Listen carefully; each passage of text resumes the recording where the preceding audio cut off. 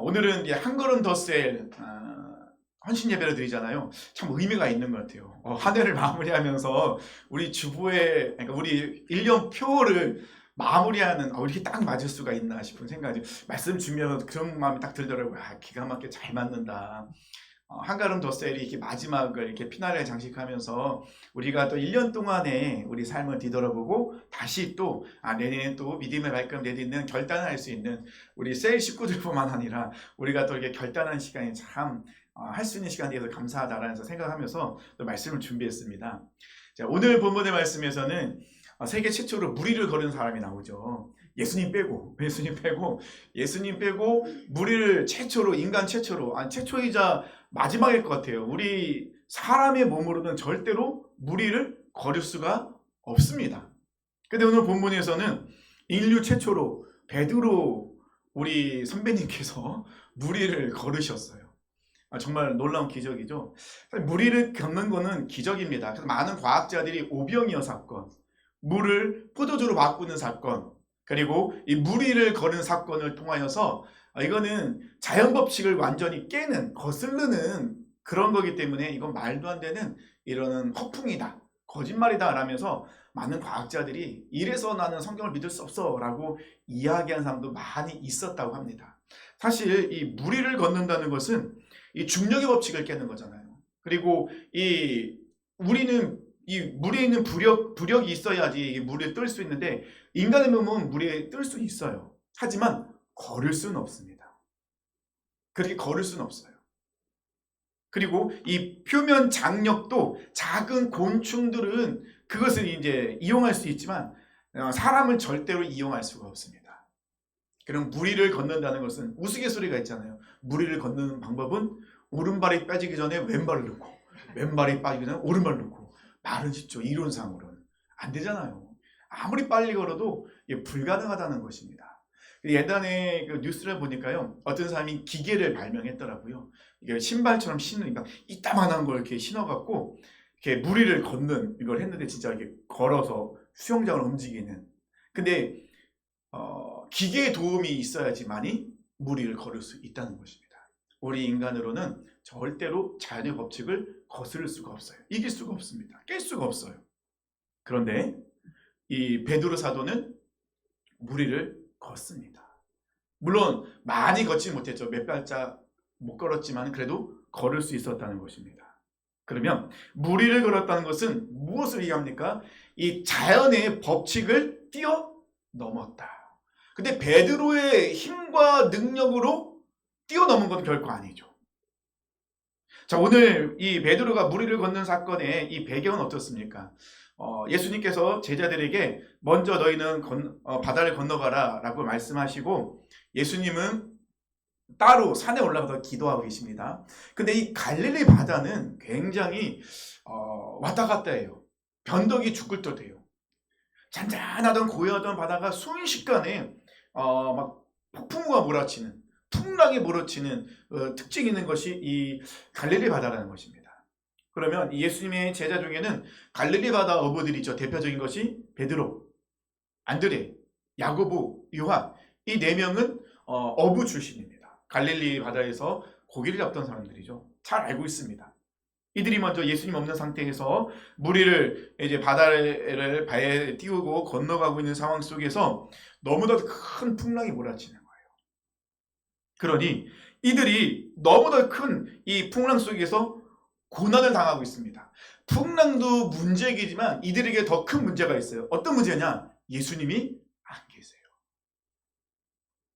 22절, 23절 보니까요. 예수께서 즉시 제자들을 재촉하사 자기가 무리를 보내는 동안에 배를 타고 앞서 건너편으로 가게 하시고, 무리를 보내신 후에 기도하러 따로 산에 올라가시니라. 저물매 거기 혼자 계시더니.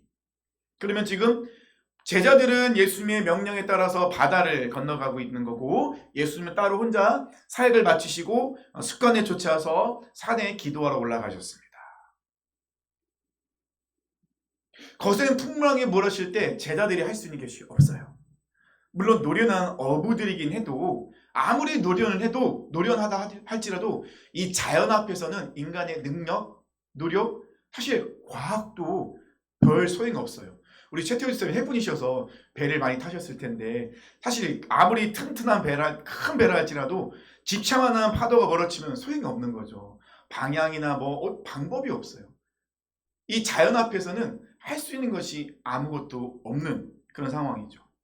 이때 아무것도 할 수 없고 모든 걸 포기하고 이제 아무것도 할 수 없는 그런 상황 속에서 갑자기 저 어둠 속에서 어떤 존재가 어떤 형체가 이렇게 무리를 걸어서 오고 있는 겁니다. 너무 놀라운 거죠. 사실 지금은 잔잔한 바다가 아니에요. 그리고 달빛이 비치는 무엇인가 빛이 비치는 바다도 아니라는 것입니다. 지금 이 바다의 상황은 어떠죠? 풍랑이 몰아치는 며칠 전에도 바람이 부는데 바람 소리가 엄청 크더라고요. 바다는 더 심하잖아요. 이 바람이 몰아칠 때 파도가 일 때 이 파도에 털썩이는 소리 바람 부는 소리 얼마나 시끄럽고 정신이 하나도 없겠습니까? 지금 이 배가 뒤집어지게 생겼으니 이 제자들은 더 정신이 없는 거예요. 바람이 몰아친다는 것은 달빛을 다 가리고 있어요. 지륵 같은 어둠입니다.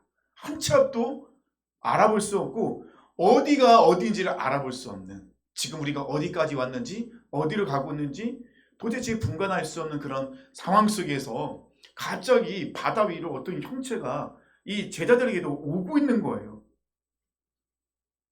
얼마나 무섭겠습니까? 얼마나 두렵겠습니까? 25절 말씀 보니까요. 밤 사경에 예수께서 바다 위로 걸어서 제자들에게 오시니 26절 보니까요. 이 예수님의 걸어오신 형체는 봤지만 그 누구도 예수님이랄까는 예상을 못해요. 왜냐하면 첫째는 인간이 무리를 걸을 수 없어요. 두 번째는요. 그 거센 바람과 파도가 몰아치는데 그 존재는 그 폭풍우 바람과 파도에 전혀 영향이 없어요. 이 배는 막 부서질처럼 난리가 나는데 이 너무나도 놀라운 것은 무리를 걸어오는 존재는 어떤 영향도 받지 않는 거예요. 완전히 딴 세상을 살고 있는 거죠. 제자들은 막 오르락내리락 난리가 나지만 그 바다 위를 걸어오는 존재는 너무나도 평안하게 쪼박쪼박 걸어오고 있다는 것입니다. 밤 사경이면요. 지금을 치면 새벽 3시에서 6시 사이예요. 한밤중을 이제 4등분, 4등분 하거든요. 그럼 사경이면 거의 마지막이거든요. 그럼 3시에서 6시 정도인데 날이 밝기 전 가장 어둡고 가장 깊게 잠들어 있는 그 시점, 이 시점. 한편으로는 제자들은요. 밤 사경까지 이 새벽녘까지 한숨도 자지를 못하고 지금 여전히 풍랑과 싸우고 있는 그런 상황이었다는 것입니다. 이제는 한계에 부딪혀서 아무것도 할 수 없는 그 상황 속에 예수님이 걸어오시는 거예요. 이때 제자들이 공통적으로 떠오르는 생각이 있었겠죠. 예수님이 함께 하셨더라면 혹시 저 걸어오는 존재가 예수님이라면 예수님이 우리 함께 하셨으면 분명히 기적을 행하셨을 텐데 이런 마음이 분명히 다 들고 있었을 거예요. 근데 성경을 가만히 보면요. 성경에서는요. 놀랍게도 공통적으로 모든 것이 끝났다고 생각할 때 더 이상은 할 수 없다고 느껴질 때 그때 놀랍게도 하나님께서 개입하기 시작하시더라고요. 그때가 마음밭이 가장 부드러울 때 가난할 때거든요. 평소에는 들어가지 않던 말 보이지 않던 것도 가장 낙심되어 있을 때 나는 아무것도 할 수 없고 완전히 끝났다. 이제 내가 할 수 있는 것은 더 이상 없다라고 포기하고 두 손을 놓고 그럴 때 그때 놀랍게도 하나님께서 역사하시는 시간이더라고요. 내가 무엇인가를 잡고 있고 내가 무엇인가를 내 힘으로 하려 할 때는 힘이 너무 많이 들어가 있다 보니 문제가 생겨요. 운동을 배울 때도요. 처음에는 온몸에 힘이 다 들어갑니다. 그러면 갈 때마다 강사들이 항상 하는 말이 있어요. 어깨 힘 빼세요. 다리 힘 빼세요. 몸에 힘 빼세요.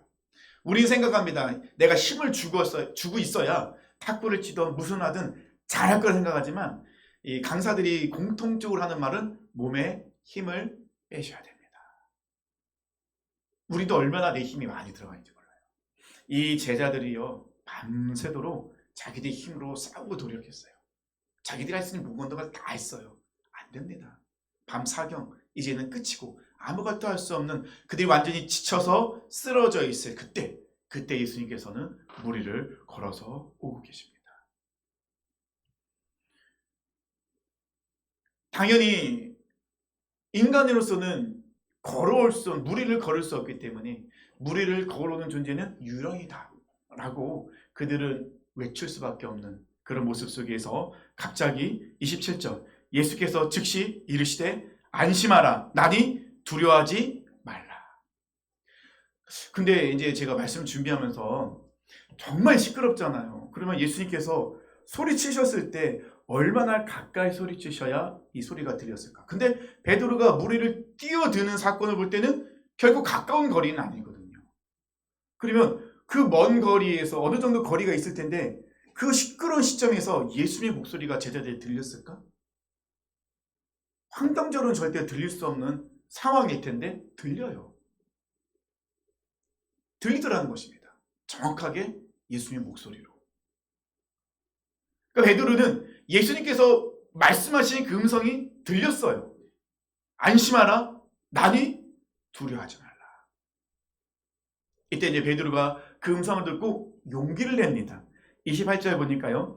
베드로가 대답하여 주여, 만일 주님이시거든 나를 명하사 무리로 오라 하소서 하니, 저는 28절 말씀에서 중요한 그런 관점 두 개가 있다고 봅니다. 첫 번째 뭐냐면요, 만일 주님이시거든, 이게 첫 번째 관점이고요. 두 번째는요, 다음에 이제 제가 이제 세 가지 말씀을 나올 텐데요, 만일 주님이시거든, 이 단어가 우리의 모든 마음을 대변하고 있는 것 같아요. 우리의 모습을요. 뭐냐면요, 지금 그들이 아무것도 없는, 할 수 없는 상황 속에서 포기하고 있을 때 무리를 어떤 존재가 걸어옵니다. 유령을 생각했어요. 사람은 도저히 절대 무리를 걸어올 수 없으니까요. 근데 그 무리를 걸어온 존재가 예수님인 거예요. 어떻게 알 수 있습니까? 예수님이 말씀하셨잖아요. 나니 두려워하지 마라, 안심하라. 예수님의 음성이 분명히 들렸어요. 이거는 분명히 예수님의 음성인데, 근데 너무 놀라운 것은 그 거리가 있고 시끄럽고 아무것도 들리지 않는 그 상황 속에 예수님의 그 음성이 정확히 들리는 거예요. 놀랍게도 예수님의 음성은 주변의 상황이 시끄럽건 어떤 상황이든 상관이 없었어요. 정확하게 들립니다. 이때 베드로의 마음은 어땠을까요? 예수님의 목소리인데, 한편으로는요, 설마 어떻게 무리를 걸어올 수 있어? 이 만일 주님이시거든 이라는 것은 조건이잖아요. 정말 예수님이 맞다면, 그건 그러니까 베드로는 예수님을 완전히 의심하는 건 아닌데, 하지만 완전히 확신할 수도 없는, 예수님은 전능하신 하나님이시니 모든 것을 다 하실 수 있는 분이시긴 한데, 정말 예수님이실까? 정말 예수님이 이 폭풍우를 뚫고 무리를 걸어서 여기까지 오셨을까? 이 마음이 굉장히, 두 가지 마음이 지금 부딪히고 있는 거예요. 예수님의 음성이 분명히 예수님의 음성이니까 예수님 맞아. 한편으로는 설마, 그건 불가능한 일인데. 믿음과 자신의 연약함과 인간 한계가 부딪히는 단어가 만일 주님이시거든요. 사실 우리도 그렇잖아요. 우리도 정말 믿고 기대는 하는데, 기도는 했어요. 근데 정말 이루어질까? 예전에 제가 한번 예화를 든 적이 있잖아요. 어떤 지역에 비가 오지 않아서 목사님과 성도들이 정말 철학기도하면서 열심히 기도하고 막 금식을 하면서 기도하는데, 마지막 날, 기도가 끝나는 그 작전기도 마지막 날 아무도 우산을 안 가져오고 어린 소녀 하나만 우산을 가져오더라. 그 금식기도, 철야기도, 그 작전기도 마지막 한 날 믿음대로 기도했으면 비가 올 것을 예상하고 우산을 가져와야죠. 아무도 가져오지 않는 기도는 하지만 설마 이루어지겠어? 만일 주님이시거든이 그런 우리의 모습을 너무나도 정확하게 대변하고 있는 것 같아요. 믿음대로 기도는 하지만, 믿음대로 우리가 발걸음을 내딛는다고 하지만 사실은 내 마음속에는, 저 깊은 곳에는 의심하고 있는, 설마 이루어지겠어? 설마 그게 정말 하나님이 그렇게 기적을 행하시겠어? 내 이 삶을 살아보면 그런 일이 일어난 것이 없는 것 같은데. 믿음과 자신의 연약함과 이 인간의 한계가 부딪히는 이 한 단어, 이 표현이 바로 만일 주님이시거든요. 정말 예수님이 맞다면, 그리고 베드로가 뭐라고 하죠? 나를 명하사 무리를 오게 하소서 하니. 이때 예수님은 말씀하십니다. 29절. 오라. 여러 가지 말씀하지 않으십니다. 베드로야 참 네가 믿음, 이런 말씀 안 하세요. 딱 한 단어로 명령하시죠. 뭐라고요? 와라. 오라 하시니 베드로가 배에서 내려 물 위로 걸어서 예수께로 가되. 놀랍게도 베드로는 담대하게 풍랑으로 뛰어들어요. 아, 예수님 정말 맞구나. 예수님이 나에게 명령하셨어요. 뭐라고요? 오라. 오라는 건 뭡니까? 배에서 뛰어내려서 누구에게로 오라는 거죠? 예수님께로. 베드로가 이렇게 믿음으로 몸을 던져서 풍랑 속으로, 바다 위로 발걸음을 옮길 수 있는 것은, 첫 번째는요, 베드로가 어떤 고백을 했기 때문에 그러냐면 나를 명하사라는 단어로. 이 단어가 정말 중요한 것 같아요. 그 말은 뭡니까? 내가 할 수 있는 것이 아닙니다. 나의 능력도 아닙니다. 나의 믿음도 아닙니다. 그러면 베드로가 무리를 걸을 수 있는 전적인 그 이유는 예수님이 명령하셨기 때문에. 우리가 믿음의 발걸음을 내딛는다는 것은요, 정말 중요한 게 뭐냐면요, 예수님이 명령하셨기 때문이에요. 우리가 내 믿음대로 발걸음을 내딛다면요, 되게 어려워요. 지금 무리에 서 계신 그 존재가 예수님이라는 확신은 없어요. 근데 음성은 분명해요. 잘 보이지 않죠. 맑은 날이 아니잖아요. 어둡죠. 거센 바람이 몰아치고 있습니다. 난리가 났습니다. 얼마나 시끄럽습니까? 눈을 제대로 뜨지도 못하고 들리지도 않아요. 그런데 베드로는 정말 예수님이라면 명령하실 것이고, 예수님의 그 명령 말씀에는 힘있고 능력이 있기 때문에 내게 능력이 있는 것이 아니라, 내게 믿음이 있는 것이 아니라 능력 있는 예수님의 말씀이, 예수님께서 나를 명령하셨기 때문에 나는 무리를 걸을 수 있다. 믿음의 발걸음을 내딜 수 있다. 베드로는 알고 있습니다. 예수님은요, 말씀으로 귀신을 내쫓습니다. 말씀으로 모든 병자를 고치셨어요. 베드로는 어부입니다. 경험이 많은 어부예요. 평생을 예수님의 제자로 가기 전까지 평생은 베드로는 바닷가에 살았습니다. 이런 폭풍우 자신의 힘과 능력으로는 헤쳐나갈 수 없다는 걸 알고 있어요. 베드로는 자신의 용기, 능력, 그리고 믿음까지도 신뢰하는 것이 아니라 오직 하나님의, 예수님의 명령만 있다면 가능하다예요. 베드로는 지금 이 배라는 어찌 보면 자기가 안전하다고 생각할 수 있는 곳이지만 안전할 수가 없어요. 불안전합니다. 근데 베드로는 어디가 가장 안전한지를 알고 있어요. 어디죠? 예수님 곁에. 예수님이 있는 그곳이 가장 안전한 걸 알고 있어요. 근데 그곳에 가고 싶지만 베드로는 믿음이 없어요. 두려워요. 그런데 갈 수 있는 방법이 있습니다. 뭐죠? 예수님이 명령하시며, 나를 오라 명령하시면 저는 갈 수 있습니다. 이것이 바로 베드로가 믿음의 발걸음을 내딜 수 있는 이유였어요. 사랑하는 성도님들, 우리가 믿음이 있어서 발걸음 내디는 것도 맞긴 한데, 그보다 우리가 믿음의 발걸음을 내딜 수 있는 것은요, 예수님께서 우리에게 명령하셨어요. 뭐라고요? 오라. 그 명령이 있기 때문에 우리는 믿음을 구사하며 발걸음을 내딜 수 있는 거예요. 두 번째는요, 예수님이 베드로가 믿음을 발걸음을 내딜 수 있는 건 예수님이 오라고 말씀하셨기 때문이에요. 그 말은 뭐냐면 예수님의 음성을 들었기 때문이에요. 자, 음성을 안다는 것은요, 베드로는 예수님과 친밀한 관계를 맺고 있다는 거예요. 우리 그 강정장 목사님 한나자매 음성 쉽게 알아들으시죠? 부모님들은 자녀의 음성을 갓난아이가 울 때도 부모님들은 알아들어요. 저 아이가 내 아이의 울음소리인데, 갓난아이 울음소리 다 똑같은 것 같은데 알아들어요. 왜요? 관심 있고 사랑을 하고 관계를 맺고 있기 때문에. 베드로도 이 예수님의 음성을 들을 수 있었던 것은, 그 확신할 수 있었던 것은 예수님과 친밀한 관계가 있었기 때문에. 사실 그 배에서 뛰어내리는 것은 어쩌면 자살행위잖아요.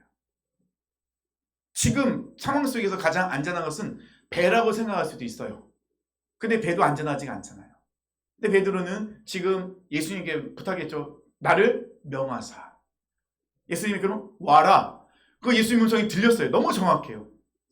그때 베드로는 그 음성을 듣고 용기를 내서 발걸음을 내딜 수 있었다는 것입니다. 근데 여기서 우리가 더 생각해 볼 것은 뭐냐면요. 예수님이 명령했습니다. 예수님이 오라 명령하셨습니다. 그래서 그 명령을 듣고 발걸음을 내딛었습니다. 이때 베드로는요, 그 시끄러운 상황 속에서 그 어수선하고 바람이 몰아치고 그 집참한 포도가 몰아치는 상황 속에서도 예수님이 오라는 음성이 정확히 들렸습니다. 그리고 음성을 듣고 예수님을 바라봤을 때 베드로는 물 위로 뛰어들 수 있었어요. 그리고 한 걸음 한 걸음 그 바다 위를 걸어갈 수 있었다는 것입니다. 그런데 우리가 여기 생각해보면요, 믿음의 발걸음을 내디딜 때 우리가 오해하는 것이 있어요. 무엇이냐면요, 30절 말씀 봅니다. 바람을 보고 무서워 빠져가는지라 소리질러 이르되 주여 나를 구원하소서 하니. 아니, 믿음의 발걸음을 내딛던 베드로가 갑자기 물에 빠져들기 시작해요. 베드로가 예수님의 명령을 듣고 물 위로 뛰어들었습니다. 그리고 발걸음을 내딛습니다. 그때 어떤 일이 일어났습니까? 바람이 잠잠해졌나요? 파도가 잠잠해졌나요?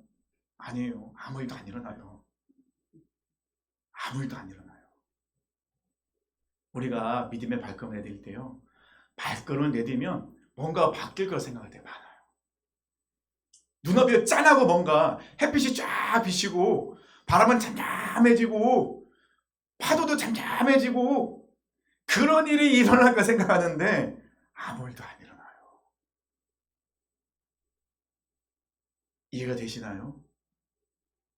베드로는 믿음의 발걸음을 내딜 때 예수님께 더 가까이 가면 가까이 갈수록 환경이 바뀌고 바람은 잦아들고 모든 것이 다 바뀔 거라 생각했을지 모르겠어요. 그런데 발걸음을 내딛어도 똑같아요. 여전히 바람은 거세 부여 파도는 몰아치고 있고요.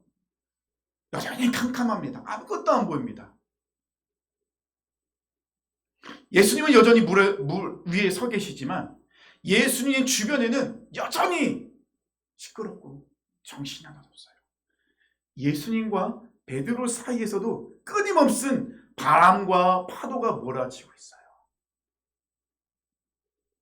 그러다 보면 우리가 베드로처럼 한두 발 내딛고 어떻게 해요? 실망하게 돼요. 예수님의 음성을 듣고 예수님을 바라봤을 때는 믿음의 발걸음 내딛습니다. 그런데 우리는 발걸음을 내딛으면서 자꾸 무엇을 보게 됩니까? 환경이 바뀌었나? 문제가 사라졌나? 우리가 이거 자꾸 신경 쓰다 보면 마음이 어디로 향하게 되죠? 주변 환경으로 바뀌게 돼요. 그래서 30절 베드로 뭐라고 됩니까? 바람을 보고 무서워. 하나님을 바라보던 그 시선과 그 하나님을 듣던 그 음성을 듣던 그 귀가 이제는 바람 소리가 들려옵니다. 예수님이 보이는 것이 아니라 큰 파도가 눈에 들어오기 시작하는 거예요. 여전히 믿음의 발걸음을 내딛지만 예수님께는 가까이 가지만 파도는 여전히 몰아치고 있는 거예요. 아니 왜 그러지? 내가 믿음을 구사하고 내가 믿음의 발걸음을 내딛는데 왜 환경은 바뀌지 않지? 왜 바다는 잠잠해지지 않는 거지? 이게 우리가 낙심하는 요소더라고요. 예수님과 베드로 사이에 파도가 가만히 있지 않잖아요. 예수님의 음성만 들리면 좋은데 예수님만 바라볼 수만 있으면 참 좋겠는데 하지만 여전히 바람 소리, 거센 파도 소리, 집차만한 파도, 그것이 다 보이고 느끼고 들리다 보니 이 마음속에 점점점 무엇이 다시 올라오기 시작하죠? 예수님께서 말씀하시잖아요. 의심이 올라오기 시작해요. 31절 말씀하십니다. 예수께서 즉시 손을 내밀어 그를 붙잡으시며 이르시되 믿음이 작은 자여 왜 의심하였느냐. 저는 오늘 말씀을 통하여서 우리가 한 걸음 덧세 그리고 헌신 예배 드리고 우리가 또 오직 그리스도께로 매일 한 걸음 더라는 이런 표를 가지고 우리가 믿음의 발걸음 내딛었잖아요. 사랑하는 성도님들, 우리가 하나님의 음성을 듣고 하나님을 바라보면서 믿음의 발걸음을 내딛지만은 문제는 여전히 있습니다. 폭풍우도 잠잠하지 않아요. 밝은 햇빛만 내리치지는 않습니다. 여전히 우리 주변에는 나를 힘들게 하는, 나를 어렵게 하는 많은 일은 여전히 남아있습니다. 근데 그거 아세요? 예수님과 우리 사이에는 여전히 큰 파도가 몰아치지만 놀랍게도 예수님이 계신 그곳은 전혀 영향이 없어요. 그럼 어디까지 가야 돼요? 예수님 품 안까지 가야 돼요. 거기까지 우리는 발걸음을 내딛어야 됩니다.